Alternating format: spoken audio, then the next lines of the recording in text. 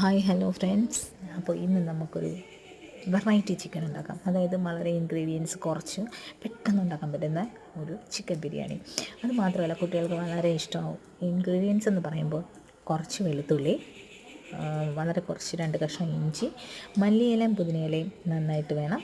അതിനുശേഷം പച്ചമുളകും കുരുമുളക് ഇവ നന്നായിട്ട് പേസ്റ്റാക്കി ചിക്കൻ ഒരു 500 ഗ്രാം ചിക്കനാണ് എടുത്തേക്കുന്നത്. ഈ ചിക്കനായിട്ട് പുരട്ടി മാറ്റി വയ്ക്കുക. 15 മിനിറ്റ് അത് മാറ്റി വയ്ക്കുമ്പോഴത്തേക്കും നമുക്ക് ബിരിയാണി അരി തയ്യാറാക്കാം.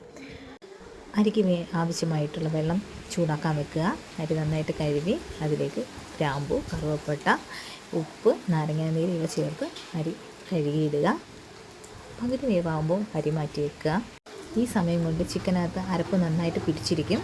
അപ്പോഴേക്കും നമുക്ക് ചിക്കൻ എടുത്ത് ഒരു വിസിലിൽ അതും വേവിച്ച് മാറ്റി വയ്ക്കുക.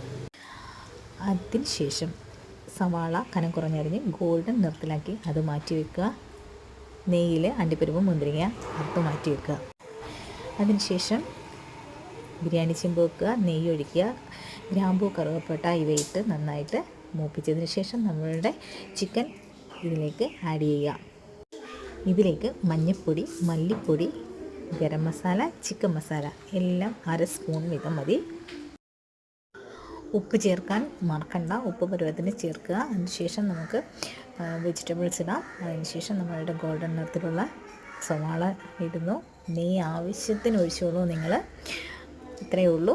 ബിരിയാണി റെഡി.